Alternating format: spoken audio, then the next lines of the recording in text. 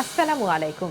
সবাইকে আমন্ত্রণ জানাচ্ছি এবি নিউজ প্রাইম সংবাদে। আপনাদের সঙ্গে আছি আমি সুমাইয়া মেঘলা। শুরুতেই জানিয়ে দেব সংবাদ শিরোনাম।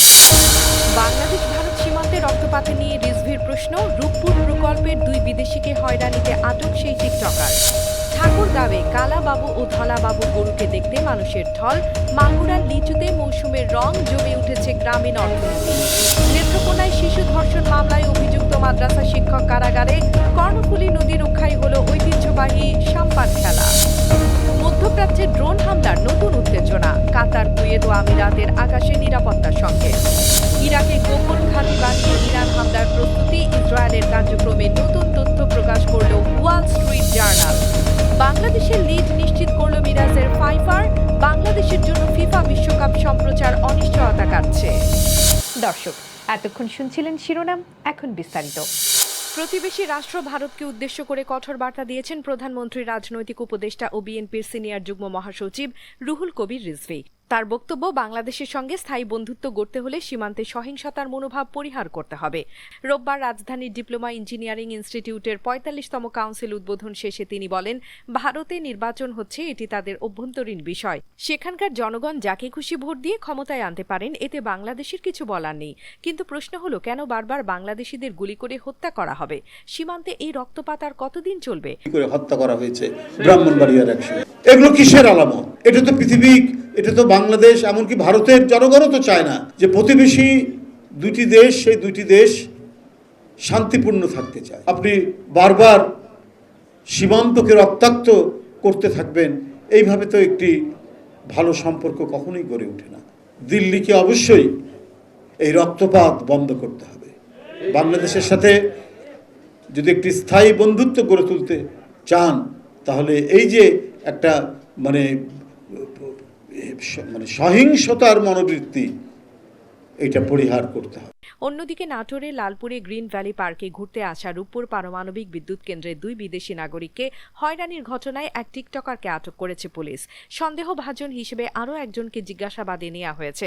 রোববার নাটোর ও রাজশাহীর বিভিন্ন এলাকায় অভিযান চালিয়ে তাদের গ্রেপ্তার করা হয়।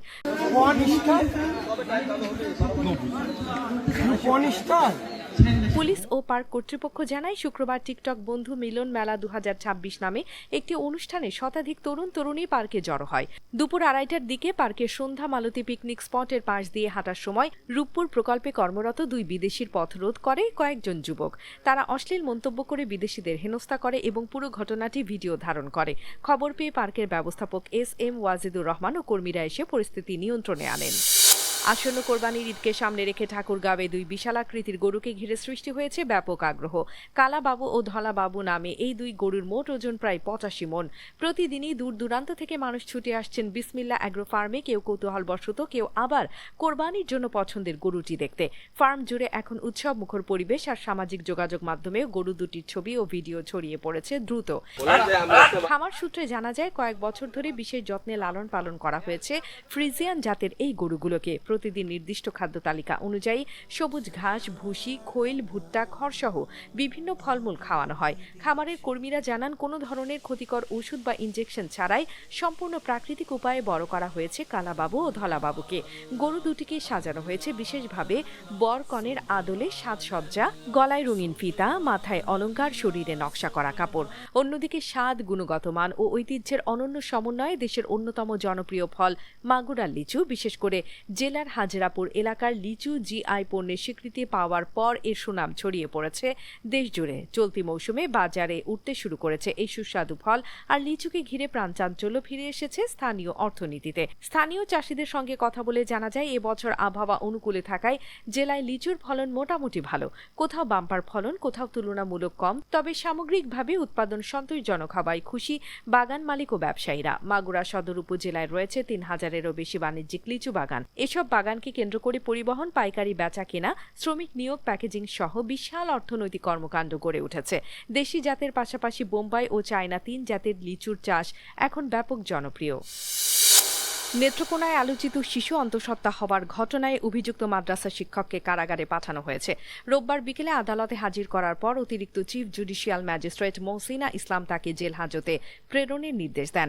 জেনারেল রেজিস্ট্রার অফিস জিআরও সূত্র জানায়, জেলা আইনজীবী সমিতির সিনিয়র আইনজীবী মোহাম্মদ হেলাল উদ্দিন মারা যাওয়ায় আইনজীবীরা কর্মবিরতি পালন করছেন। ফলে কোনো আইনজীবী উপস্থিত না থাকায় উন্মুক্ত আদালতে আসামিকে উপস্থাপন করা হয়নি।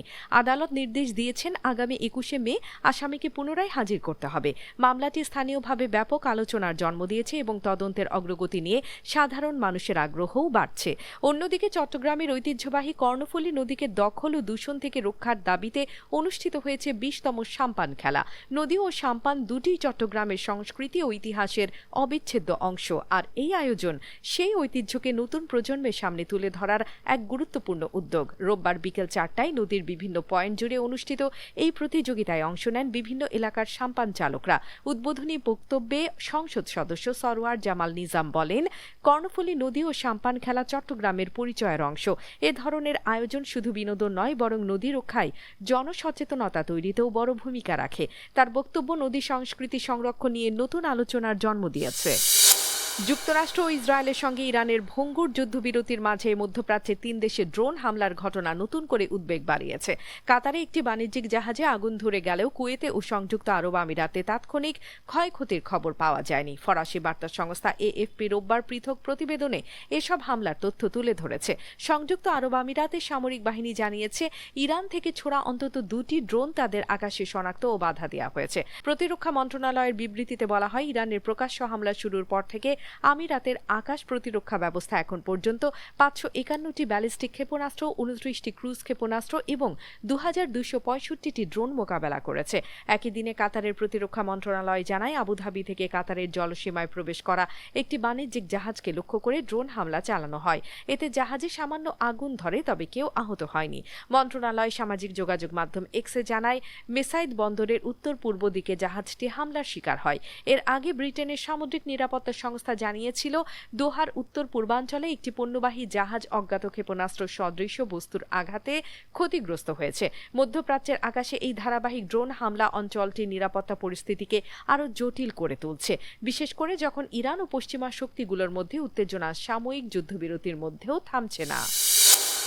ইরানের বিরুদ্ধে হামলা চালানোর আগে ইরাকের প্রত্যন্ত মরুভূমিতে গোপনে একটি সামরিক ঘাঁটি তৈরি করেছিল দখলদার ইসরায়েল, এমন তথ্য প্রকাশ করেছে ওয়াল স্ট্রিট জার্নাল। প্রতিবেদনে বলা হয়েছে, গত 28 ফেব্রুয়ারির হামলার আগে এই ঘাঁটি স্থাপন করা হয় এবং এখান থেকেই ইসরায়েলি বিমান বাহিনীকে লজিস্টিক সহায়তা দেওয়া হতো। ইরাকের স্থানীয় সংবাদ মাধ্যম তখন জানিয়েছিল, মরুভূমির ওই এলাকায় এক ইরাকি সৈন্য নিহত হয়েছে। পরে জানা যায়, এক মেষপালক হেলিকপ্টার ওঠানামা ও গোলাগুলির শব্দ শুনে বিষয়টি সেনাদের জানান, কিন্তু ইসরায়েল এমন ব্যবস্থা নেয় যাতে ইরাকি সেনারা আর সেখানে পৌঁছাতে না পারে এবং তারা এতে সফল হয়। প্রতিবেদনে আরও বলা হয়েছে, ইসরায়েলের স্পেশাল ফোর্সের সদস্যরা ওই ঘাঁটিতে অবস্থান করছিলেন। সঙ্গে ছিল উদ্ধারকারী দলও। উদ্দেশ্য ছিল, যদি ইসরায়েলের কোনো বিমান ভূপাতিত হয় তাহলে দ্রুত পাইলট উদ্ধারে অভিযান চালানো যাবে। মার্চের শুরুতে ইরাকি সেনারা মরুর বুকের ওই ঘাঁটির সন্ধান পান এবং সেখানে অগ্রসর হওয়ার চেষ্টা করেন। তখনই ইসরায়েল তাদের থামাতে বিমান হামলা চালায়। এতে এক ইরাকি সৈন্য নিহত হন বলে স্থানীয় সংবাদ মাধ্যম নিশ্চিত করে। ঘটনার পর ইরাক সরকার নিজেদের সেনার মৃত্যুর জন্য যুক্তরাষ্ট্রকে দায়ী করে। তাদের অভিযোগ ছিল, মার্কিন বাহিনী সমন্বয় ছাড়াই হামলা চালিয়েছে। পরে প্রকাশিত প্রতিবেদনে দেখা যায়, প্রকৃতপক্ষে ঘটনাটির পেছনে ছিল ইসরায়েলের গোপন ঘাঁটি ও সামরিক প্রস্তুতি। বাংলাদেশের করা 413 রানের জবাবে দুর্দান্ত শুরু করেছিল পাকিস্তান। ওপেনারদের দৃঢ়তায় ম্যাচে দারুণভাবে ঢুকে পড়েছিল সফরকারীরা। মাঝপথে ছন্দপতন হলেও সালমান আগা ও মোহাম্মদ রিজওয়ানের জুটিতে আবারও ম্যাচে ফেরার ইঙ্গিত দেয় তারা, কিন্তু শেষ পর্যন্ত মেহেদী হাসান মিরাজের ঘূর্ণিতে সব হিসাব পাল্টে যায়। তার 5 পাকিস্তান থামে 386 রানে, ফলে 27 রানে লিড নিয়ে এগিয়ে গেল নাজমুল হোসেন শান্তর দল। তৃতীয় দিনের শুরুতেই নাহিদ রানার বলে সিঙ্গেল নিয়ে আজান পৌঁছান 3 অঙ্কে, কিন্তু এরপরই বাংলাদেশ ম্যাচে ফিরে আসে। মাত্র 4 রানের ব্যবধানে পড়ে 3 উইকেট। অধিনায়ক শান মাসুদ 9 রানে তাসকিনের বলে সাদমান ইসলামের হাতে ক্যাচ দেন। পরের ওভারে সৌদ শাকিলকে 0 রানে এলবিডব্লিউ করেন মিরাজ। এবার ফুটবলের খবর। আর মাত্র এক মাস পর যুক্তরাষ্ট্র, মেক্সিকো ও কানাডায় শুরু হবে ফিফা বিশ্বকাপ 2026। কিন্তু এত বড় আয়োজনে ঠিক আগ মুহূর্তেও সম্প্রচার সত্ত্ব নিয়ে দর কষাকষি চলছিল বিশ্বের কয়েকটি জনবহুল দেশে, বিশেষ করে ভারত ও চীনে। একইভাবে বাংলাদেশি ফুটবল প্রেমীরাও ছিলেন অনিশ্চয়তায়। তবে দ্য অ্যাথলেটিকের প্রতিবেদনে জানানো হয়েছে, বাংলাদেশের জন্য স্প্রিং বক নামে একটি মিডিয়া আউটলেটের সঙ্গে চুক্তি করেছে ফিফা। তবে বিষয়টি এখনও আনুষ্ঠানিকভাবে ঘোষণা করেনি স্প্রিং বক। প্রতিষ্ঠানটির কোনো ওয়েবসাইট বা সামাজিক যোগাযোগ মাধ্যমের উপস্থিতিও পাওয়া যায়নি। তবুও এই চুক্তির ফলে ফিফার 211 সদস্য দেশের মধ্যে 180টির জন্য বিশ্বকাপ সম্প্রচার বা ওয়াচ পার্টি আয়োজন নিশ্চিত হয়েছে বলে প্রতিবেদনে উল্লেখ করা হয়েছে। দর্শক, এতক্ষণ আমাদের সঙ্গে থাকার জন্য ধন্যবাদ। সর্বশেষ সংবাদ পেতে ভিজিট করুন আমাদের ওয়েবসাইট www.abnewsinternational.com এ। সেই সঙ্গে নিয়মিত ভিডিও নিউজ পেতে আমাদের ফেসবুক পেজ ও ইউটিউব চ্যানেলে চোখ রাখুন।